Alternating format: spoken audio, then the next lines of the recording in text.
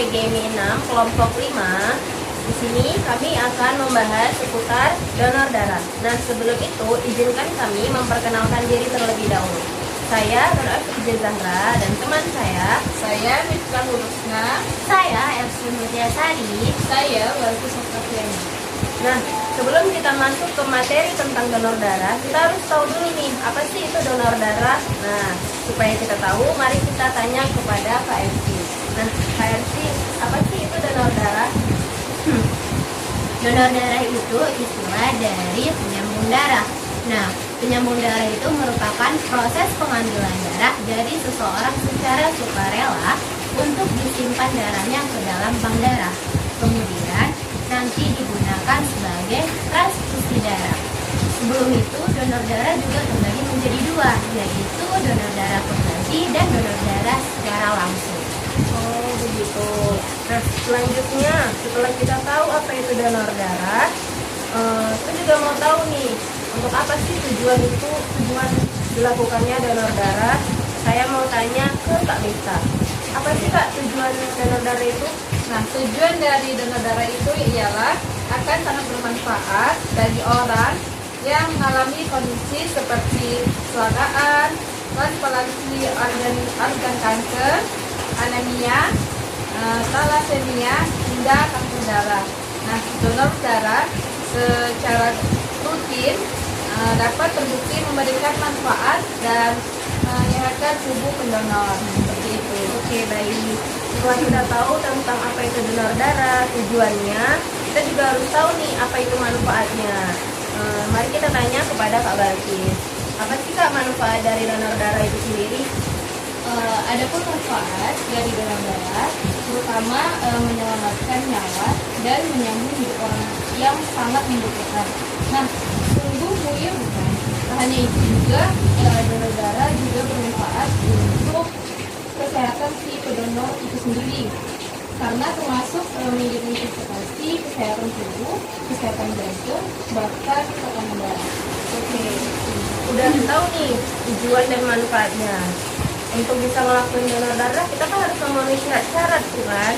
Kita harus tahu juga nih, apa itu syarat-syaratnya. Boleh dijelaskan Kak, apa syarat-syarat untuk bisa melakukan donor darah? Boleh. Nah, syarat-syarat untuk melakukan donor darah itu yang pertama wajib bagi laki-laki atau wanita yang berusia 18 sampai 60 tahun. Dan yang syarat kedua itu kita harus sehat jasmani dan rohani menurut pemeriksaan dokter. Nah, yang ketiga itu ada berat badan kita sebelum donor darah itu minimal 45 kg. Kemudian kadar hemoglobin kita itu minimal 12,5 g. Kemudian tekanan darah kita itu harus 100 sampai 180 mm. Dan diastolik itu 50 sampai 100 mm. Kemudian itu kita sebagai pendonor darah itu tidak boleh menderita penyakit yang beresiko tinggi seperti apa itu? Kayak HIV, hepatitis, sifilitis, jantung, hati, paru, ginjal, kencing manis, kejang, kanker, dan penyakit kulit kronis. Itu saja sih. Oh, jadi syarat-syaratnya. Jadi untuk melakukan donor darah kita harus memenuhi persyaratan-persyaratan yang tadi ya Kak. Selanjutnya kalau nih kita udah melakukan donor darah, udah memenuhi syarat, apa sih efek samping dari kita melakukan donor darah itu sendiri Kak? Bisa dijelaskan?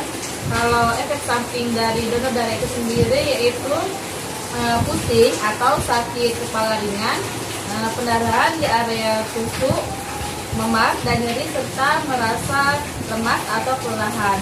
Nah, setelah donor darah itu disarankan untuk minum lebih banyak.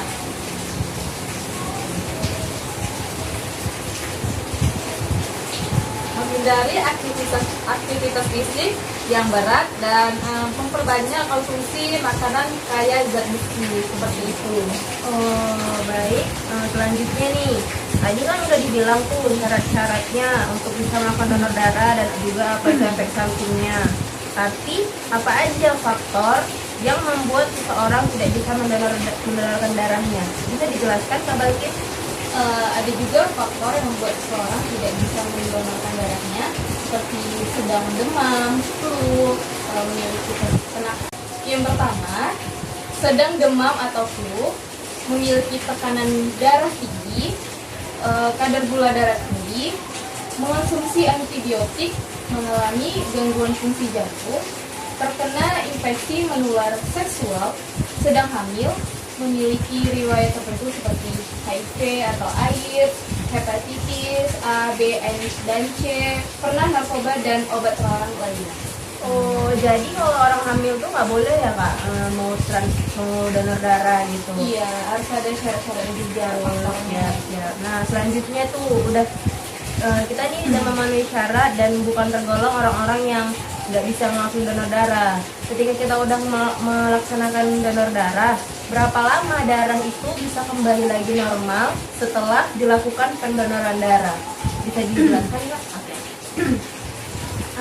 Lamanya orang yang setelah donor darah itu akan kembali normal setelah didonorkan darahnya itu,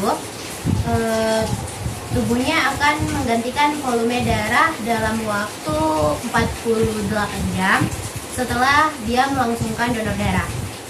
Dan semua sel darah merah yang hilang akan benar-benar diganti dalam waktu 4 sampai 8 minggu dengan sel-sel dalam darah yang baru. Oke. Oh, berarti bagus juga itu kalau mendonor darah karena darah kita tuh Ya, akan terganti ya gitu ya Kak. Oh, oke. Selanjutnya kepada Kak Mifta nih, saya mau nanya. Tadi kan udah memenuhi syarat nih, ya kan?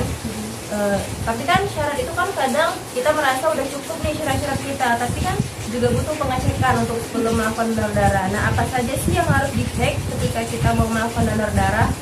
Nah, sebelum melakukan donor darah, sebelumnya kita harus cekkan, yaitu yang pertama harus menjalani pemeriksaan fisik singkat. Nah, di mana itu terdiri dari pemeriksaan tekanan darah, denyut nadi, dan suhu.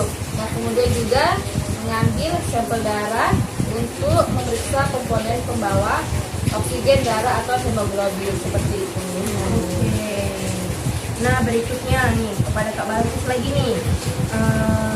Ketika kita sudah melakukan donor darah nih, hal apa sih yang sebaiknya dihindari setelah kita melakukan donor darah?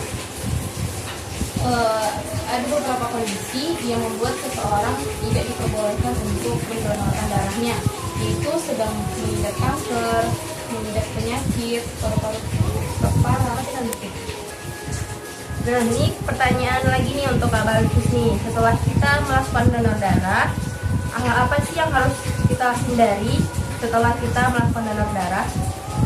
hal yang kita harus hindari yaitu membatasi aktivitas fisik kita selama setidaknya 5 jam setelah donor. Nah, jangan melakukan aktivitas itu berat pada hari itu juga. Kemudian melepaskan plaster setidaknya 4 sampai 5 jam setelah selesai donor darah.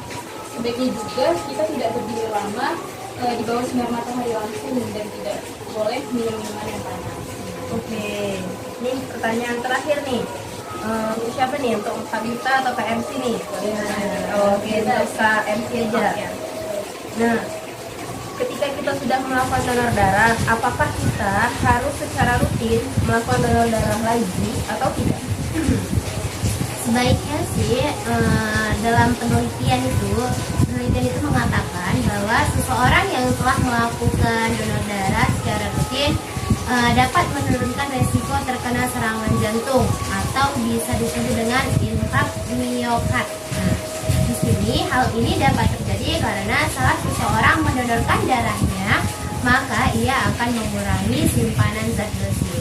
Dan mungkin itu sebaiknya setelah kita melakukan donor darah secara rutin akan lebih baik itu kita batasi dulu lah ya waktu-waktu untuk mendonor darah selanjutnya. Dengan jangka waktu itu ya tadi sampai 4 sampai berapa minggu tadi? 4 sampai 8 minggu. 8 jam. Berarti 2 hari. 2 hari. 2 hari. Oh, oke, baik. Terima kasih kakak-kakak atas jawabannya. Semoga dengan penjelasan penjelasan materi kita hari ini seputar donor darah bisa bermanfaat untuk kita semua, terutama kami. Nah, sekianlah daripada penjelasan kami. Mohon maaf apabila ada kekurangan ataupun kesalahan, kami mohon maaf. Terima kasih. Assalamualaikum warahmatullahi wabarakatuh.